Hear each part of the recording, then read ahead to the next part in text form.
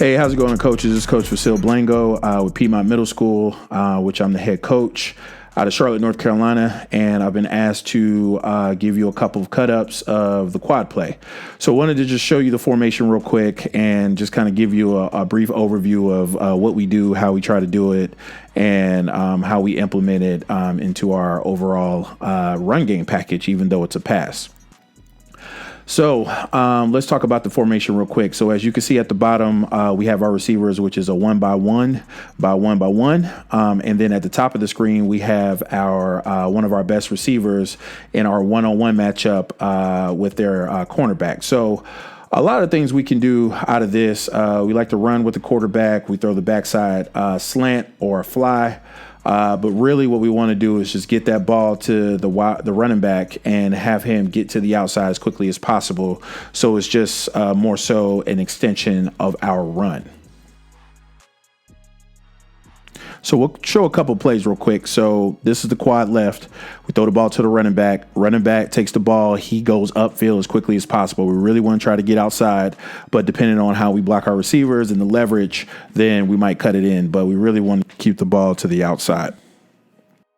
Okay, in this next clip, we have the quad to the outside to playing the field. What we want to do is just still get the ball to the tailback, have him catch the ball, and go and get upfield as quickly as possible. One of the things that we'll start seeing throughout the game, we'll have these defenses will start to overplay that quad, which will open up other things within this particular play that we like to do. But as we can see here, we have what I think is 3 defenders down here at the bottom of the screen.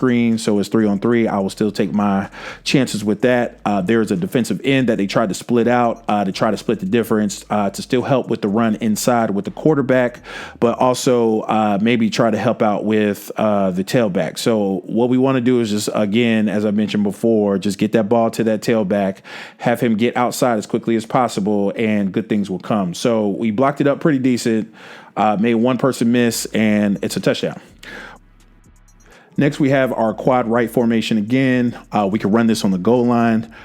One of the emphasis that we'll continue to do is just get the ball to the tailback. He catches the ball and he try to stretch outside as much as possible. As you can see here, they have a corner that's playing more of the outside leverage, trying to keep everything inside.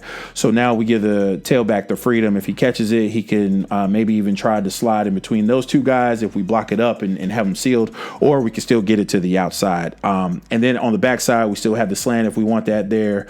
But really on the goal line, we just want it to be quick, catch, go.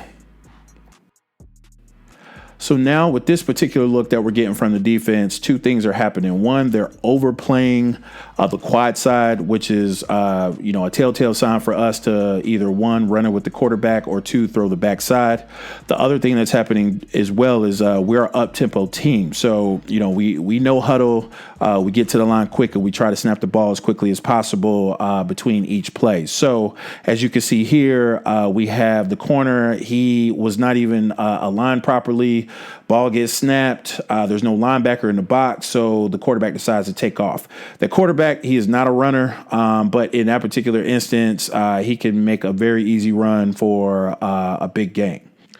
Now we have a different look and read out of the quad play. So now, as you can see here, there's more defenders in the box, or they're trying to overplay the quad side. So now we want to throw that backside slant to the wide receiver. And also we do give a choice to that wide receiver. If he's up, we'll go ahead and run a fly. So, basic rules as always, depending on leverage, you just read open grass and you get there as quickly as possible. And we're just going to get the ball out 1-2.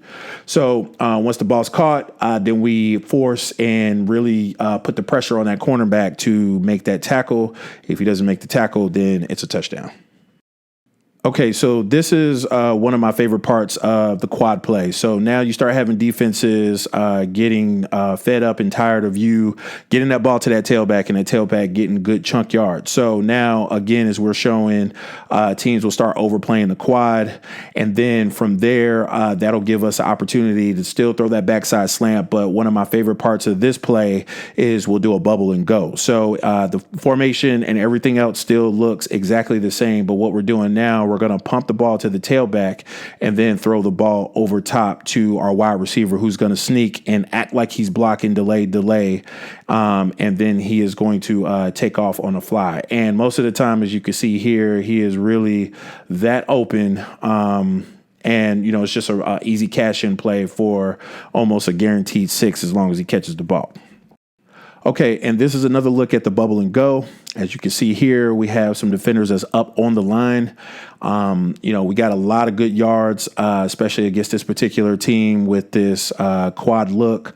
So what we ended up doing is just go ahead and call the bubble and go look. We didn't even have to give the pump fake to the tailback because they were overplaying it so much. So we just get the ball out there to our Y, give them a catchable ball, and cashed in for an easy touchdown. Okay, coaches, really appreciate you guys taking the time just to look at the variations of the quad formation and how we implement it at Piedmont Middle School. We are an air raid team that runs quite a few different concepts. So if you have any questions about this particular play or any other plays in the air raid offense, please feel free to reach out. I can be contacted at facil.blango@gmail.com. I'm going to have a YouTube channel in which I'll start adding some additional videos and cut ups of just some other air raid concepts that has been successful at the middle school level.